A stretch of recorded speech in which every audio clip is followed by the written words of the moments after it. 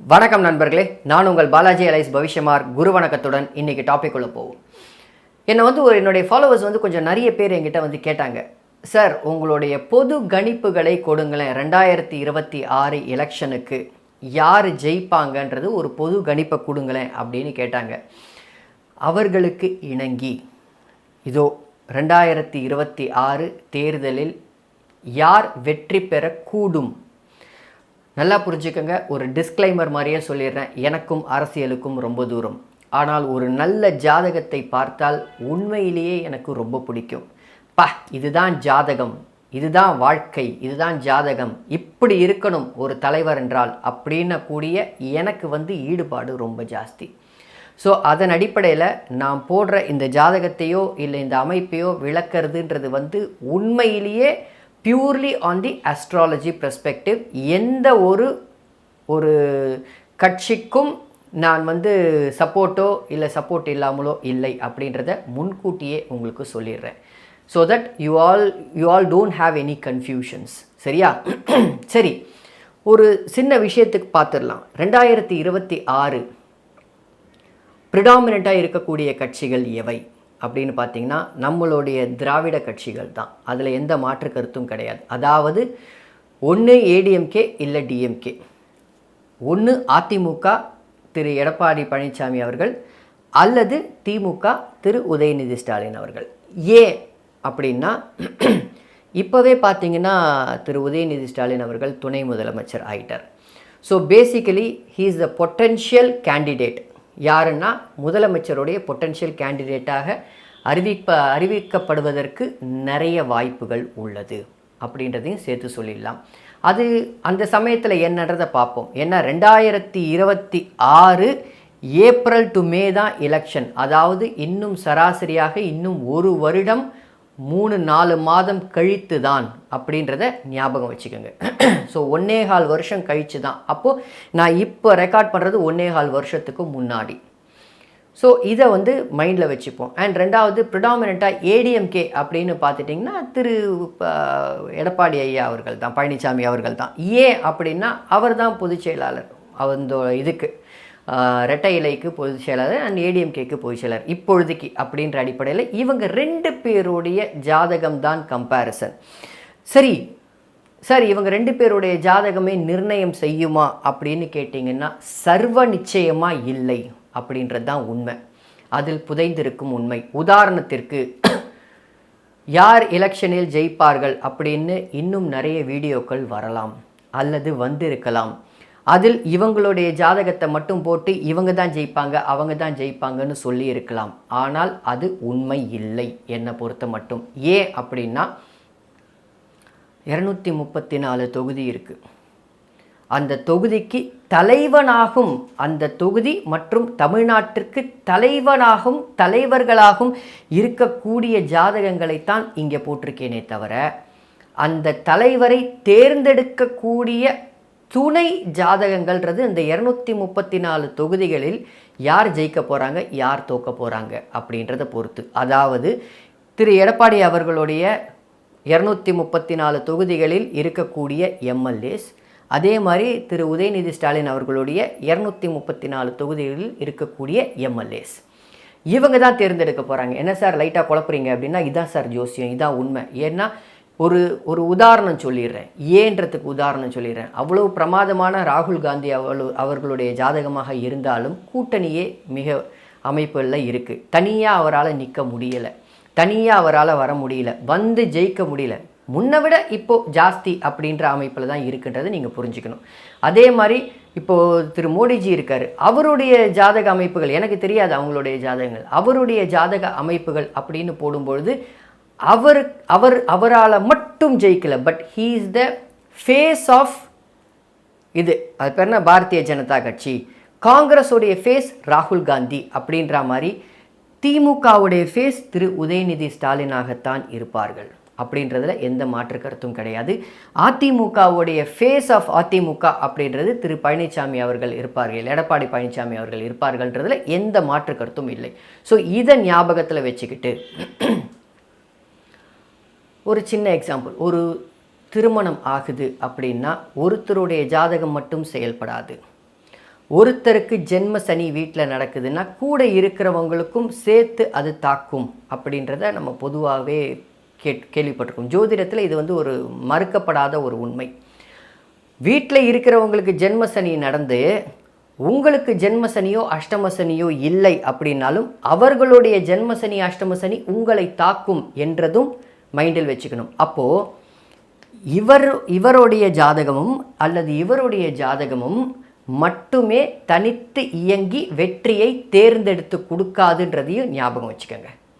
அப்போ என்ன பார்க்கணும், 234 தொகுதிகளில் இருக்கக்கூடிய இவர்களுடைய யார் சார்பாக நிற்க போகிறாங்க, இவர்களுடைய யார் சார்பாக நிற்க போகிறாங்க, அவங்க ஜாதகத்தில் வெற்றி பெறக்கூடிய அமைப்புகள் உள்ளதா என்பதை பொறுத்து தான் இவர்களுடைய வெற்றி தீர்மானமாகும். இது பாயிண்ட் நம்பர் 1. சரி, பாயிண்ட் 2, சில ஆதாரங்கள். நெட்டில் எவ்வளவோ இருக்குது, ஜாதகங்கள் இருக்குது, நான் அதெல்லாம் நம்புறதே கிடையாது. அதாவது சார் நீங்கள் வந்து இன்னும் அண்ணாமலை அவர்களுடைய ஜாதகத்தை போடவில்லை, இதில் நீங்கள் வந்து இன்னும் வந்து சீமான் அவர்களுடைய ஜாதகத்தை போடவில்லை, திரு விஜய் அவர்களுடைய ஜாதகத்தை போடவில்லை அப்படின்னு நீங்கள் கேட்கலாம். பட் அவர்களுடைய உண்மையான நேரம் தெரியாது. But face of AIADMK and DMK இவங்க தான் யாராக இருந்தாலும். ஸோ அதில் எந்த மாற்று கருத்தும் கிடையாது. அதனால் இவர்களுடைய ஜாதகத்தை எனது ஆசான் திரு ஆதித்ய குருஜி அவர்கள் நேரடியாகவே தனித்தனி வீடியோவாக போட்டு விளக்கியிருக்கார். அதனுடைய லிங்க் நான் இங்கே மேலே தரேன், அங்கே மேலே பார்த்துக்கங்க. சரியா? சரி, ஸ்ட்ரெயிட்டாக போயிடலாம். இது பழனிசாமி ஐயாவுடைய ஜாதகம். இப்போ இந்த ஜாதகத்தில் பார்த்தீங்கன்னா உண்மையிலேயே இந்த ஜாதகத்தோடைய வெகு சிறப்புகள் அப்படின்றத என்னுடைய ஆசான் நிறைய விளக்கிட்டார். அதாவது பழனிசாமி அவர்களுடைய ஜாதகமும் சரி, இல்லை உதயநிதி ஸ்டாலின் அவர்களுடைய ஜாதகமும் சரி, என்னுடைய ஆசான் திரு ஆதித்ய குருஜி அவர்கள் நிறைய விளக்கிட்டார். அந்த லிங்கில் போய் பார்த்தீங்கன்னா தெரியும். அவர் விளக்காத ஒரு சில விஷயங்களை நான் சொல்கிறேன். அப்போ தான் இது கொஞ்சம் இன்ட்ரெஸ்டிங்காகவும் இருக்கும், உங்களுக்கும் புரிய வரும் அப்படின்றது. ஏன்னா என்னை பொறுத்தவரை, நான் சொல்கிறது புரியுதுங்களா, என்னை பொறுத்தவரை இந்த இடத்தில் ஒரு சில மிக்க, அதாவது ஒரு ஒரு கண்டிப்பாக ஒரு சில விஷயங்களை பார்க்கப்பட வேண்டிய ஒரு சில விஷயங்கள்ன்றது இருக்குது. அதை இப்போது உங்களுக்கு நான் சொல்கிறேன். சரி, இப்போது எடப்பாடி ஐயாவுடைய ஜாதகத்தை எடுத்து அவருடைய தசாபுக்திகளை கணக்கிட்டு அவருடைய தோல்விகளை கணக்கிட்டு பார்த்தீர்களே என்றால், இந்த ராகு வரும்பொழுதெல்லாம் அவருடைய வீழ்ச்சி இருந்திருக்கும். ராகு புக்தி, ராகு அந்தரம், ராகு சூக்ஷமம், ராகு பிராணனம், அந்த மாதிரிய அமைப்புகளில் அவருடைய வீழ்ச்சி இருந்திருக்கும். ஏன் அந்த மாதிரி இருந்தது அப்படின்னா, லக்னத்திற்கு 8இல் ராகு அமர்ந்து உச்ச சனியுடைய பார்வையை வாங்கிய ராகு நல்ல பலனை தருவதில்லை அப்படின்றத நீங்கள் புரிஞ்சுக்கணும். அதே மாதிரி இப்போ உதயநிதி ஐயா அவருடைய ஸ்டாலினுடைய ஜாதகத்தை பார்த்தீங்கன்னா சிம்மத்திலேயே சனி உக்காந்துக்கிட்டு இருக்கு. சனி எங்கே உக்காந்தாலும் கெடுக்கும், அதில் எந்த மாற்று கருத்தும் வேண்டாம். அதாவது சிம்மத்தில் சனி இருந்ததனால்தான் அவர் வந்து பிரதம மந்திரியாக ஆக முடியவில்லை அப்படின்ற வாதத்துக்குள் நான் இங்கே போகலை. சனி எங்கே இருந்தாலும் கெடுக்கும். சனி அந்த இடத்துல திக்பலமாக இருக்குது. நான் அதை இன்னொரு வாரி வேறு மாதிரி ரீஃப்ரேஸ் பண்ணி என்னுடைய அனுபவத்தில் நான் சொல்லியிருக்கிறது என்ன அப்படின்னா, சனி ஒரு தேடல் கிரகம். அரசியலில் எவ்வளவு தொலைவு உள்ளே போய் என்னால் தேட முடியும் என்ற எண்ணத்தை இந்த சனி தரும் உதயநிதி அவர்களுக்கு. இதுதான் உண்மை. ஸோ சிம்மத்தில் சனி இருந்ததுனால வந்து அவருக்கு பதவி கிடைக்காதான்னா, இந்த சிம்மத்தில் சனி இருந்து இந்த சனி தசையில்தான், சனி தசை சுக்கிர புக்தியில்தான் அவர் துணை முதல்வராக ஆனார்ன்றதை ஞாபகம் வச்சுக்கோங்க. ஸோ அதுக்கு இன்னும் பல காரணங்கள் இருக்குது. ஆனால் இந்த ஜாதகத்தில் இருக்கக்கூடிய ஒரு சில வீக் பாயிண்ட்ஸை மட்டும் சொல்லிடுறேன். வீக் பாயிண்ட்ஸுன்றதை நீங்கள் அதை வேறு மாதிரி எடுத்துக்கலாம். என்னை பொறுத்த மட்டும் ஜாதகம் தான். ஸோ லக்னத்திற்கு 6ஆம் அதிபதி உச்சமாகக்கூடாது. லக்னத்திற்கு 6ஆம் அதிபதி உச்சமாகக்கூடாது. இங்கே உச்சமாகி இருக்கிற ஒரு அமைப்பு மூல திரிகோணத்துக்கு வந்துட்டார், அது போதும். உச்சம்ன்ற அமைப்பு இல்லாமல் மூல திரிகோணத்துக்கு வந்துட்டார். 10ஆம் அதிபதி பட்டம் பதவி எல்லாத்தையும் கொடுக்கக்கூடிய 10ஆம் அதிபதி செவ்வாய் முதலில் நீச்சம். அதை முதல்ல நல்லா ஞாபகம் வச்சுக்கோங்க. முதல்ல நீச்சம், அதன் பின்பு நீச்ச பங்கம். இங்கே நீச்ச பங்க ராஜயோகம்ன்றதை என்னால் ஏற்க முடியாது. ஏன்னா இந்த இடத்துல ஒரு ஜோதிட விதியை என்ன, உச்சனுடைய வீட்டில் உட்காந்துட்டு இருக்கும்போது நீச்ச பங்கம் தான் கொடுக்கும் அப்படின்றது என்னுடைய கருத்து. அதன் பின்பு என்னை பொறுத்த மட்டும் நான் நிறைய இடத்துல சொல்லியிருக்கிறது, சனி லக்னத்தை தொடர்பு கொள்ளலாம், தப்பே இல்லை, இந்த காலகட்டத்துக்கு கண்டிப்பாக தேவை அப்படின்றத நான் சொல்லியிருக்கேன். பாருங்கள், இவருடைய ஜாதகத்தில் சனி லக்னத்தை தொடர்பு கொள்ளும், இவருடைய ஜாதகத்தில் செவ்வாய் லக்னத்தை தொடர்பு கொள்ளும். எவ்வளோ அற்புதம்! இந்த காலகட்டத்திற்கு தேவை, இது உண்மை. தொடர்பு கொள்ளலாம், தப்பே இல்லை. தேடல் அமைப்பை கொடுக்கும். இன்னொருத்தரை விட நம்ம நல்லா வளரணுன்ற எண்ணத்தை கொடுக்கும். இதெல்லாம் தான் பாசிட்டிவ் சைட் ஆஃப் சனி, அந்த எண்ணத்தை கொடுக்கும். சரி, இந்த அமைப்புகள். ஸோ 10ஆம் அதிபதியாகிய செவ்வாய் நீச்சம், முதலில் நீச்சம்ன்றதை மறக்க வேண்டாம். அதுக்கப்புறம் 10ஆம் வீட்டில் சூரியன் திக்பலமாகி இருக்குது மற்றும் சந்திராதியோகத்தில் இருக்குது, பௌர்ணமி சந்திரன் அப்படின்றதெல்லாம் ஒரு சைடு வச்சுக்கோங்க. என்னதான் பௌர்ணமி சந்திரனாக இருந்தாலும் 6ஆம் அதிபதியின் பார்வை அப்படின்றதையும் ஞாபகம் வச்சுக்கோங்க. அதன் பின்பு பொதுவாகவே இந்த கும்ப லக்னத்திற்கு சூரியன் மற்றும் சந்திரனுடைய வீடு மற்றும் சூரிய சந்திரர்கள் நல்ல பலனை தருவதில்லைன்றது என்னுடைய ஆசான். கிட்டத்தட்ட 2000 வீடியோக்கு மேலே போட்டிருக்காரு. அதில் எல்லா வாட்டியும் என்ன சொல்லுவார், கும்ப லக்னத்துக்கு சூரிய சந்திர புக்திகள், சூரிய சந்திர தசை வரக்கூடாதுன்னு சொல்லுவார். ஆனால் அதில் ஒரு சில விதிவிலக்குகளையும் சொல்வார். அப்படின்றது சுபத்துவ விதிவிலக்கு அப்படின்றதையும் சொல்வார்ன்றது எனக்கு தெரியும். பட் 100% பலனிலிருந்து 70% பலனாக மாற்றுவது இந்த கும்ப லக்னத்திற்கு சூரிய சந்திர புக்திகள் அப்படின்றத ஞாபகம் வச்சுக்கோங்க. இதுதான் உண்மை. மற்ற லக்னத்திற்கு 100% பலன் கொடுக்குது இந்த மாதிரி திக்பல அமைப்பில் இருந்தால், இந்த கும்ப லக்னத்திற்கு ஒரு 70% பலன் கொடுக்கும். அதாவது கெடுக்காதுன்றதை ஞாபகம் வச்சுக்கோங்க. ஐயா எடப்பாடி ஐயாவுடைய ஜாதகத்தில் பார்த்தீங்கன்னா நடக்கிறது புதன் தசை. அவருடைய 2 மற்றும் 5ஆம் அதிபதியுடைய தசை. சந்திர அதியோகத்தில் சுக்கிரனை அஸ்தமனம் பண்ணி சூரியன் உச்சத்தை நோக்கி போகக்கூடிய ஆரோகணத்தில் இருக்கக்கூடிய அமைப்பு. இது ஒரு எக்ஸலண்ட் அமைப்பு. நேரம் சரியில்லை, சந்தர்ப்பங்கள் சரியில்லை. அந்த நேரத்தில் வைக்கக்கூடிய தேர்தல் அமைப்புகள், அதாவது தேர்தல் வைப்பாங்கள்ல ஒரு டேட்ஸு, ஒரு மாதங்கள், அந்த மாதங்கள் அன்ஃபார்ச்சுனேட்லி ராகுவோடைய அமைப்பில் வந்துவிட்டது. அதனால் அவரால் வெற்றி பெற முடியவில்லை அப்படின்றது தான் என்னுடைய ஒரு கருத்து. புரியுதுங்களா? ஆனால் இது மிக மிக வலுவான ஜாதகம். இங்கே பார்த்தீங்கன்னா மறைந்து சூரியன் உச்சமாய் வக்கரமாய் இருக்கிறது ஒரு அமைப்பு மற்றும் குருவுடைய பார்வையில் செவ்வாய் இருப்பது அமைப்பு. நான் எப்போவுமே சொல்லுவேன், ரிஷப லக்னத்திற்கு குரு யாருடன் தொடர்பு கொண்டாலும் மறைமுகமான ஒரு சில விஷயங்களில் வெற்றியை கொடுக்கும். அதாவது நீங்கள் என்ன பண்ணுறீங்கன்றதை யாராலையும் புரிஞ்சிக்கவே முடியாது. உண்மையிலேயே திரு இபிஎஸ் ஐயா அவர்கள் இட்ஸ் எ ஜீனியஸ். அதில் எந்த மாற்று கருத்தும் கிடையாது. இந்த ஜாதகத்துக்கு இருக்கிற ப்ளஸ் மாதிரியே இந்த ஜாதகத்துக்கும் இஸ் எ ஜீனியஸ். அதில் எந்த மாற்று கருத்தும் கிடையாது. சந்திரனையும் குரு பார்த்து, செவ்வாயையும் குரு பார்த்து மற்றும் 9ஆம் இடத்தையும் குரு பார்த்து இந்த இடத்தில் நடப்பது புதன் தசை.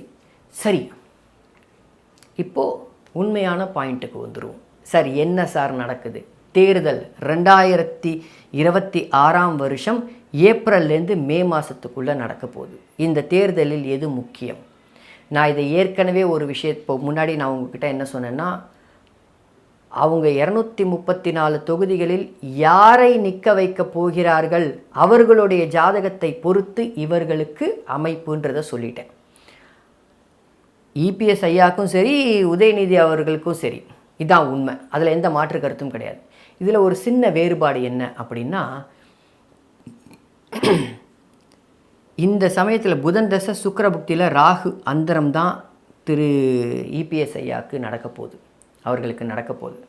சார் உடனே ராகு வந்துருச்சே சார், நம்ம அவர் தோத்துருவாரா அப்படின்னு கேட்டிங்கன்னா இல்லை, தோத்துருவார்னு முழுமையாக சொல்ல முடியாது. ஏன் சார் அப்படின்னு கேட்டிங்கன்னா, கோச்சாரம் அப்படின்றது மிக மிக ஒரு முக்கிய பங்கை வகிக்கிறது. சம்பவங்களை நிர்ணயம் செய்வது கோச்சாரம் அப்படின்னு சொல்லிடுவேன். கோச்சாரத்தில் குரு மிதுனத்துக்கு வந்துடுவார். அந்த நேரத்தில் கோச்சாரத்தில் குரு மிதுனத்தில் இருப்பார். இவர் மிதுனத்தில் இருக்கிறது கூட ஒரு பெரிய விஷயம் கிடையாது. பாருங்கள் நண்பர்களே, இந்த குரு ராகு இங்கே பீடிச்சு இங்கே நிற்பார். கோச்சாரத்தில் ராகு இந்த இடத்துல நிற்பார். இந்த ராகுவை கோச்சார குரு பார்க்கும். இதுதான் இருக்கிறதுலேயே ஒரு பெரிய விஷயம். அதாவது 2026 ராகு கும்பத்தில் இருக்க கோச்சார குரு கும்பத்தில் இருக்கும் ராகுவை பார்ப்பது சிறப்பு. சிறப்பு. அப்போது உடனே சார் இவர் சக்ஸஸ் ஆகிடுவாரா? அங்கேயும் ஒரு செக் இருக்குது. இப்போ நீங்கள் உதயநிதி அவர்களுக்கு பார்த்தீங்கன்னு வச்சுக்கோங்களேன், இவருக்கு என்ன கோச்சாரத்தில் நடக்க போதோ அதே தானே இவருக்கும் நடக்கணும். இவருக்கு அதே குருவை இங்கே ராகு வரும்பொழுது பார்க்குறார். இங்கே என்ன நடக்குது அப்படின்னா, ராசிக்கு 10ஆம் இடத்தில் ராகு வந்து குரு பார்க்க போகிறார். ராசிக்கு 10ஆம் இடத்தில் ராகு வந்து குரு பார்க்க போகிறார். இது ஒரு சம்பவம். கோச்சாரத்தில் அந்த சமயத்தில் சனி பெயர்ச்சி பலன்கள் அடுத்த வருஷமே நடந்துரும்ல, 2025லேயே. அந்த சனி எங்கே போகிறார் அப்படின்னா, அந்த சனி வந்து இவருக்கு மறைந்து உச்ச வக்ரம் ஆன சனி மீனத்துக்கு ஏற போகிறார். அந்த மீனத்தில் சூரியனும் சுக்கிரனும் உட்காந்துக்கிட்டு இருக்கார். இங்கே தான் வந்து ஒரு சில பேருடைய கால்குலேஷன் தப்பாக மாறுது. என்ன அப்படின்னா, சுபத்துவ அடிப்படை அப்படின்றதில் நம்ம பார்ப்போம். சூரியனும் சனியும் சேரக்கூடாது. சுயமனித ஜாதக கிரகங்கள் மேல் கோச்சார சனி போகும் பொழுது ஒரு சில அமைப்புகள் வேறுபடும். இங்கே சூரியன் மட்டும் இருந்து சனி மேலே போனால் ஒரு பலன், சூரியன் சுக்கிரனை அஸ்தமனம் செய்து சுபத்துவமாக இருக்க மேலே போனால் ஒரு பலன். ஏன் அப்படின்னா, இந்த இடத்தில் சூரியன் ஆரோகணம் உச்சத்தை நோக்கி போகிறார் மற்றும் சுக்கிரன் ஆகிய சுப கிரகம் லக்னாதிபதி அஸ்தமனம் செய்து அங்கே இருக்கார். மற்றும் அந்த சனி போகும்போது அந்த சனி 9 மற்றும் 10ஆம் அதிபதி அப்படின்னு சொல்லக்கூடிய ராஜயோகாதிபதி. ஸோ அப்போ இங்கே என்ன நடக்க போகுதுன்னா, கோச்சாரத்தில் ராகுவையும் குரு பார்க்க, சூரியன் மேலேயும் 9 10ஆம் அதிபதி போக, இவருடைய நிர்ணய பலன்கள் எப்படி இருக்கும் அந்த சமயத்தில்னா, 7ஆம் வீட்டில் இருக்கக்கூடிய செவ்வாய், குருவோடைய பார்வையில் ஏற்கனவே இருக்கக்கூடிய செவ்வாய்.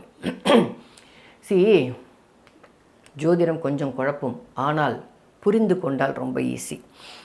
கோச்சாரத்தில் இருக்கக்கூடிய சனி சுயமனித ஜாதக சூரியன் மேல் போனால் தவறு என்று சொல்லும் நம்ம, இங்கே கோச்சாரத்தில் குரு வரும்போது சுயமனித ஜாதகத்தில் இங்கே சனி இருப்பார். அவரை 5ஆம் பார்வையாக பார்த்து இந்த துலா பாவகம் சுபத்துவம் அடையும்ன்றதை புரிஞ்சுக்க மாட்டேன்றாங்க. இதுதான் உண்மை. அப்போ என்ன நடக்குது? கோச்சார குருவும் சனியை துலா ராசியை பார்க்க, இந்த சனி இந்த சூரியன் மேல் பயணிக்கலாம், தப்பில்லை.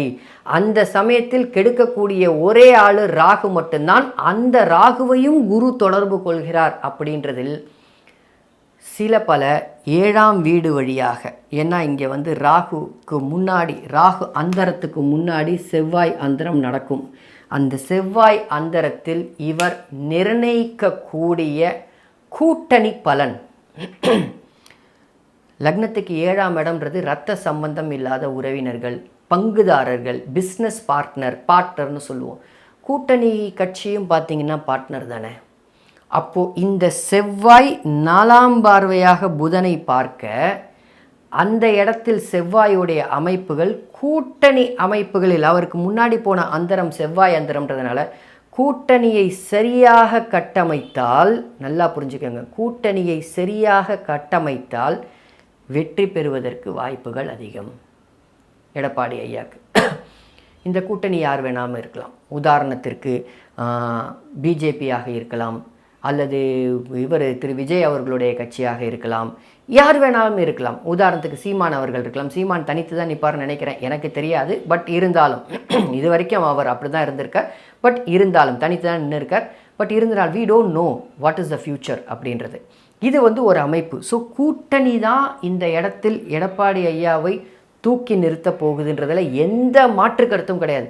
கூட்டணியை மற்றும் ஒழுங்காக இவர் செவ்வாய் அந்தரம், அதற்கு முன் இருக்கக்கூடிய சந்திர அந்தரத்தில் இவர் சரி பண்ணி வச்சிட்டார் அப்படின்னால் வெற்றி வாய்ப்பு நிறைய உள்ளது. சரி, இங்கே வாங்க, உதயநிதி அவர்களுடைய ஜாதகத்தை வாங்க. இப்போது குரு இங்கே வந்துடுறாரா, ராகு இங்கே இருப்பாரா,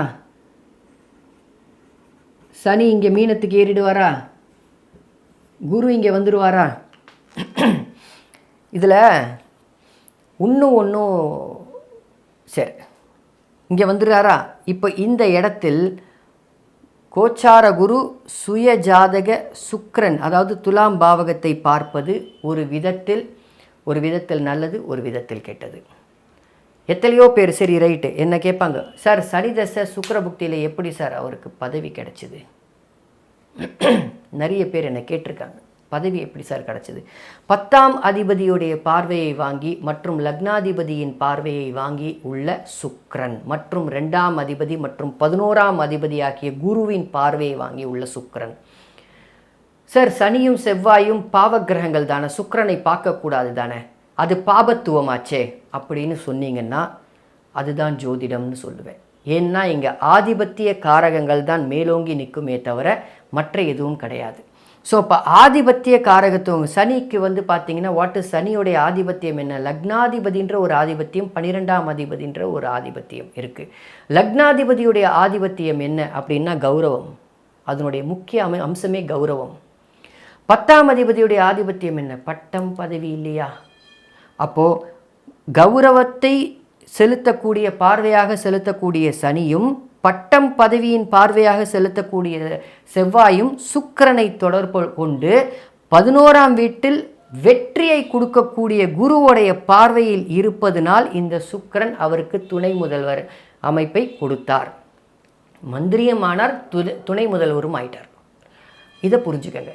இப்போ அந்த கோச்சார குரு இந்த சுக்கிரனை பார்க்க போகிறார்.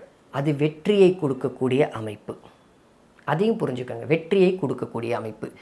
இங்கே என்ன ஒரே ஒரு வீக் அப்படின்னால் ஒரே ஒரு விஷயம், கேது மேலே சனி போகக்கூடாது. சூரியன் மற்றும் சுக்கிரன் மேலே போனால் கூட அந்த இடத்தில் சுய ஜாதகத்தில் பாவக ரீதியில் ஒரு சில சுபத்துவங்கள் உள்ளது. இந்த இடத்தில் இந்த கேதுக்கு எந்தவித சுபத்துவமும் இல்லை. குருவின் வீட்டில் உள்ளார் என்பதை தவிர வேறு எந்த சுபத்துவமும் இல்லை. குருவின் வீட்டில் இருக்கக்கூடிய எத்தனையோ ஜாதகங்கள் கெடுக்குது இல்லையா, அதையும் நம்ம சேர்த்து பார்க்கணும் இல்லையா. கோதண்ட ராகு அப்படின்னு சொல்லிட்டு ராகு இங்கே இருக்கும், ஆனால் அது கடகலக்னமாக இருக்கும், ராகு உரிச்சி எடுக்கும். ஸோ அந்த மாதிரி குருவின் வீட்டில் இருந்துட்டாலே ஸ்பெஷல் அப்படின்லாம் ஏற்றுக்க முடியாது. ஆனால் அந்த கோச்சாரத்தில் சனி கேது மேல் போகிறது ஒரு நெகட்டிவ் தான். இவருக்கு அஷ்டம சனி வரப்போகுது. எடப்பாடி ஐயா அவர்களுக்கு 2.5 வருஷம் கழித்து அஷ்டம சனி வரப்போகுது, அதாவது 2027. ஆனால் திரு உதயநிதி ஸ்டாலின் அவர்களுக்கு 7.5 சனி ஆரம்பித்து ஜென்ம சனி வரப்போகுது. ஸோ 2 பேருமே நெக் ஆன் நெக் இருக்காங்க, நெக் ஆன் நெக்கு. இவர்களுக்கும் கோச்சார அடிப்படையில் ஒரு வீக்னஸ் இருக்குது, இவருக்கும் கோச்சார அடிப்படையில் ஒரு வீக்னஸ் இருக்குது, அதில் எந்த மாற்று கருத்தும் கிடையாது. ஸோ இப்போ இந்த சனி இங்கே போகும்பொழுது 2ஆம் வீட்டில் தனம், குடும்பம், வாக்கு, இரத்த சம்பந்தம் உள்ள உறவினர்கள் அப்படின்னு சொல்லக்கூடிய எல்லா இடத்துலையும் இந்த சனி ஒரு சில கௌரவத்துக்காக பிரச்சனையை பண்ணுவார். ஆனால் அதே சமயத்தில் இவருக்கு ராகு பார்த்திங்கன்னா 8இல் இருக்கக்கூடிய இந்த ராகு, புதனை போல் செயல்படக்கூடிய இந்த ராகு லக்னத்தில் கோச்சார அடிப்படையில் லக்னத்திற்கு வந்து கோச்சார குருவுடைய பார்வை வாங்கி இருக்கிறது ஒரு சிறப்பு. ஆனால் 10ஓடு தொடர்பு கொள்ளவில்லை, 10ஆம் வீடோடு தொடர்பு. இந்த இடத்தில் பார்த்திங்கன்னா அவருக்கு வரக்கூடிய அமைப்புகள் அப்படின்றது, எடப்பாடி ஐயாவுக்கு வரக்கூடிய அமைப்புகள்ன்றது இந்த ராகு கெடுத்துக்கிட்டு இருக்கிற ராகுக்கு சுபத்துவம் கிடைக்கிது. ஏற்கனவே செவ்வாய்க்கு ஏற்கனவே சுபத்துவமாக தான் இருக்கார், குருவின் பார்வையில் இருக்கார். இவருக்கு ராகு மட்டும்தான் கெடுத்துது. இந்த இடத்தில் கேது இவருக்கு வரும்பொழுது ஒரு சில பிரச்சனைகளை எதிர்கொள்ளலாம். மற்றும் நடப்பது அந்த சமயத்தில் தசாபுக்தி என்னன்னு இருக்குல்ல, சனி தசையில் சூரிய புக்தி வரப்போகுது. பொதுவாகவே வந்து கடகம் இந்த மாதிரி எப்போனா கும்ப லக்னம், மகர லக்னத்துக்கு சூரிய சந்திர தசைகள் நல்லதை செய்யாது அப்படின்னு என் ஆசான் சொல்லுவார். அது வந்து இங்கே சுபத்துவமாக தான் இருக்குது. பட் இருந்தாலும் நீச்சத்திலிருந்து வெளிவந்த சூரியன் திக்பலமாக இருக்கிறதுக்கும் இயல்பாக உச்சத்தை நோக்கி போகக்கூடிய, உச்சத்தை நோக்கி அடுத்த மாதம் உச்சம் அப்படின்னு சொல்லக்கூடிய உச்சத்தை நோக்கி போக அது சுக்கிரனை அஸ்தமனம் செய்திருக்கக்கூடிய சூரியனுக்கும் வித்தியாசங்கள் உள்ளது. இந்த வித்தியாசங்கள் உங்களுக்கு புரிஞ்சே ஆகணும். ஸோ அப்போ இந்த இடத்துல என்ன ஆகுது அப்படின்னா, இந்த சூரியன் சனி தசை சூரிய புக்தி, இவருக்கு எப்படி செவ்வாய் பார்வையில் புதன் இருக்க குருவோடைய பார்வை வர, இந்த ராகு வந்து குருவை போல் செயல்படக்கூடிய ராகு ஒரு சில பிரச்சனைகளில் கோச்சார் அடிப்படையில் எப்படி ஒரு சில நல்லது இருக்கோ கூட்டணி வச்சா நல்லதுன்னு சொல்லணும். இவருக்கும் பாருங்கள் 7ஆம் இடத்துல உட்காந்துட்ருக்கு. 7ஆம் அதிபதியோடைய புக்தி, 7ஆம் இடத்துல உக்காந்துக்கிட்டு 7ஆம் அதிபதியோடைய புக்தி. ஸோ இங்கேயும் கூட்டணி ஒழுங்காக அமைந்தால்தான் வெற்றியை நோக்கி போக முடியும். இதுதான் உண்மை. கூட்டணியை தேர்ந்தெடுப்பதில் திரு உதயநிதி ஸ்டாலின் அவர்கள் கரெக்டாக இருக்கணும்.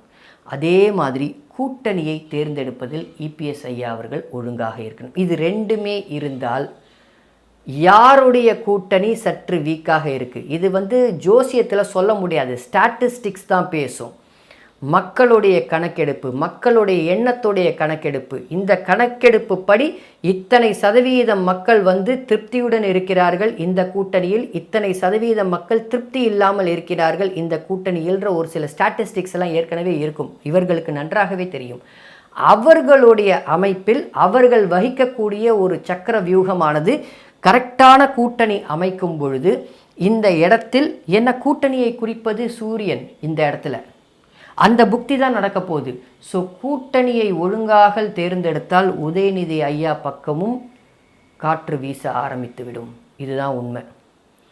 எடப்பாடி ஐயா கூட்டணியை ஒழுங்காக தேர்ந்தெடுத்துட்டா எடப்பாடி ஐயா அவருக்கு காற்று வீச ஆரம்பிச்சிடும்.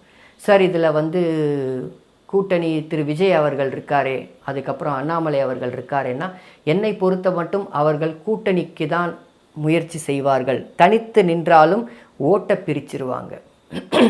அப்போ ஓட்டை பிரிச்சுட்டாங்கன்னா எது அங்கே மெஜாரிட்டியாக வரப்போகுது அப்படின்றது இவங்க கூட்டணியில் இருக்கக்கூடிய மக்களுடைய, அதாவது டைஹார்ட் ஃபேன்ஸுன்னு சொல்லுவோம் தெரியுமா. அப்போது என்ன ஆனாலும் தலைமுறையாக நான் திமுகவுக்கு தான் ஓட்டு போடுவேன்றது, மற்றும் தலைமுறையாக நான் அதிமுகவுக்கு தான் ஓட்டு போடுவேன்றது, தலைமுறையாக நான் பார்த்திங்கன்னா மாம்பழத்துக்கு தான் ஓட்டு போடுவேன்னு சொல்கிறது. இந்த மாதிரியான டைஹார்ட் ஃபேன்ஸு விஜய் பக்கம் போவதோ இல்லை அண்ணாமலை அவர்கள் பக்கம் போவதோ அப்படின்றது எனக்கு தெரியாது. பட் பேசிக்காக ஓட்டை பிரித்தால் கூட இங்கே கூட்டணியே நிர்ணயம் செய்யும். ஜாதக பிரகாரம் அதான் உண்மை. ஜாதக பிரகாரம் ஏன்னா 2 பேருக்கும் அப்படி தான் அமைப்பு வருது. புதன் தசையில் சுக்கிர புக்தி, சுக்கிரன் லக்னாதிபதி. இதில் என்ன ஒரு ஸ்பெஷல் அப்படின்னா ஏப்ரல் மாதம் சூரியன் உச்சமாயிடுவார் கோச்சாரத்தில். ஏப்ரல் மாதம் சூரியன் உச்சமாகி இந்த சிம்மாதிபதி உச்சமாயிடுறது ஒரு அற்புதமான அமைப்பு. இவருக்கு சூரியன் எக்ஸலண்ட்டு. இவருக்கு சூரியன் நீச்சத்திலிருந்து வெளிவந்து திக்பலம். இங்கே பாருங்கள், உச்சத்தை நோக்கி போகிறார். எக்ஸலண்ட்டுக்கும் நீச்சத்திலிருந்து வெளிவந்து திக்பலத்திற்கும் வித்தியாசம் இருக்குது. ஷட்பல வரிசையில் அவங்க ஸ்தானபலம், திக்பலம், திக்பலம், கால அயன சேஷ்ட பலம்னு சொல்வது. ஸ்தான பலத்திற்கு பிறகுதான் திக்பலம். புரிஞ்சுக்கணும் நம்ம. அதுக்கு சுபத்துவம் எப்படின்னு, இந்த சூரியனுக்கு சுபத்துவம் அப்படின்றது பௌர்ணமி சந்திரனால் கிடைக்குதுன்னா இந்த சூரியன் பௌர்ணமி சந்திரனுடைய பார்வையில் சுக்கிரனை அஸ்தமனம் செய்திருக்காரு. ஒருத்தர் ஜாதகத்துக்கு சலிச்சவர்களே கிடையாது. அற்புதமான ஜாதகங்கள் ரெண்டுமே, அதில் மாற்றுக்கருத்தே கிடையாது. ஏன் சிம்மத்தில் உக்காந்தா சனி பதவியை கொடுக்காதா? கொடுக்கும். எப்படி கொடுக்கும்ன்றதான் நான் இப்போ உங்களுக்கு நிறைய இது சொன்னேன். ஸோ ஆக என்னுடைய முடிவு என்ன அப்படின்னா, இந்த தேர்தலில் இவர்களுடைய கூட்டணியே இவர்கள் வெற்றியை நிர்ணயம் செய்யும் அப்படின்றது தான் உண்மை. இது கிரவுண்ட் ரியாலிட்டி நான் சொல்கிறது. வாய் புளிச்சுதா மாங்காய் புளிச்சுதான்னு ஒரே ஒரு ஜாதகத்தை வச்சுட்டு இவர் தான் ஜெயிப்பார் அப்படின்னு சொல்கிறால் நான் கிடையாது. புரியுதுங்களா? இந்த வீடியோ உங்களுக்கு பிடிச்சிருந்ததுன்னா இன்னும் நிறைய பேருக்கு ஷேர் பண்ணுங்கள், என்னுடைய சேனல் சப்ஸ்கிரைப் பண்ணுங்கள், மற்றும் லைக் பட்டன் அழுத்திக்கங்க, நோட்டிஃபிகேஷன் எனேபிள் பண்ணிக்கங்க. அப்போ தான் நான் போட்ட வீடியோ உடனுக்குடன் உங்களை சேரும். சரி, அடுத்த அமைப்புகள்லாம் என்ன சார் இருக்குது, இதுக்குள்ளே என்ன பார்க்கணும் அப்படின்னா, ஒரு ஹாக்கை வியூ அப்படின்றது என்னென்னா, ஒரு மேலிருந்து பருந்து பார்வையாக பார்ப்பது என்ன அப்படின்னா, இப்போ நடந்துக்கிட்டு இருக்கிறது மோடிஜி அவருடைய கவர்மெண்ட்டு தான். அதில் எந்த மாற்று கருத்தும் கிடையாது. அதில் ராகுல் காந்தி அவர்கள் நன்றாக முன்னேறி இருக்கிறார். பழைய டேர்மை விட இந்த டேர்ம் சூப்பராக முன்னேறி இருக்கார் அப்படின்றதுலேயும் மாற்று கருத்து கிடையாது. பட் மோடிஜியும் சலித்தவர் இல்லை அப்படின்றதுக்கு அற்புதமான ஒரு சில விஷயங்கள் இருக்குது. இதில் இந்த எலெக்ஷன் நடக்கும் பொழுது மோடிஜியோடைய கவர்மெண்ட்டு தான் இருக்க போகுது. அப்போ இங்கே பெனிஃபிட் யாருக்கு இருக்குது அப்படின்றது திரு டிஎம்கே அவங்களுக்கு சாதகமாக இருக்காங்களா இல்லையான்றதை இவங்க தான் தேர்ந்தெடுக்கணும். அதிமுகவும் மோடி அவர்களுக்கு சாதகமாக இருக்காரா இல்லையான்றதை இவர்கள் தேர்ந்தெடுக்கிறோம். அதனால தான் இவர்களுடைய கூட்டணியில்தான் வெற்றி புதைந்திருக்கிறது அப்படின்றது தான் என்னை பொறுத்த மட்டும் ஜோதிட ரீதியாக என்னால் சொல்ல முடியும். எல்லாமே வேணும், எல்லாத்தையுமே பார்க்கணும், ஒரு ஜாதகம் மட்டும் வெல்லாது. புரியுதுங்களா? இதுதான் உண்மை. நான் எப்பவுமே சொல்லுவேன், தலைவருடைய ஜாதகம், தலைவர் அந்த அந்த கட்சிக்கே தலைவனாக இருக்கக்கூடிய ஜாதகத்தில் பௌர்ணமி யோகம் இல்லைன்னு சொல்லலை. ஆனால் அந்த கட்சியில் இருக்கக்கூடிய மாவட்ட செயலாளர்கள், கட்சியில் இருக்கக்கூடிய கவுன்சிலர்கள், கட்சியில் இருக்கக்கூடிய மற்ற எம்எல்ஏக்கள், பொறுப்பில் இருக்கக்கூடிய அவங்களுக்கெல்லாம் பௌர்ணமி யோகம் இருக்குமா அப்படின்னு கேட்டிங்கன்னா பாதி பேருக்கு இருக்கும், பாதி பேருக்கு இருக்காது. இதுதான் உண்மை. சூரியன் அந்தந்த அமைப்பில் இருப்பார்கள். எல்லாருக்குமே பௌர்ணமி யோகத்தில் இருந்துட்டால் எல்லாருமே மந்திரி தான், எல்லாருமே பிரதம மந்திரி தான். புரியுதுங்களா? சிஎம் தான். எல்லாருக்குமே பௌர்ணமி யோகம் இருக்காது. ஸோ பௌர்ணமி யோகம் அப்படின்றது தலைவர் பதவியில் இருக்க வைக்கக்கூடிய ஒரு அமைப்பு அப்படின்றத புரிஞ்சுக்கோங்க. மற்ற கட்சியில் இருக்கக்கூடிய எல்லாருமே இதில் தானே இருக்காங்க, பதவியில் தானே இருக்காங்க. அவங்களுக்கு எல்லாருக்கும் பௌர்ணமி யோகம் இருக்கான்னு பார்த்தீங்கன்னா பெரும்பாலான பேருக்கு இருக்காது சார். இதுதான் உண்மை, நிதர்சனமான உண்மை. தலைவர்களுக்கு உண்டு, அதில் எந்த மாற்று கருத்தும் கிடையாது. சரியா? அடுத்த பதிவில் பார்ப்போம். நன்றி நண்பர்களே.